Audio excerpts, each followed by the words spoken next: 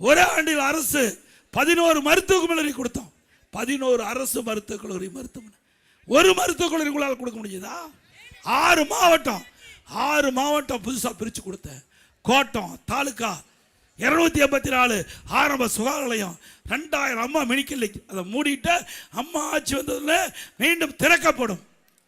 அம்மா உணவகம் கொரோனா காலத்தில் 7 லட்சம் பேருக்கு சுட உணவு தயார் பண்ணி 3 வேளையும் விலையில்லா கொடுத்த அரசாங்கம் அதிமுக அரசாங்கம்.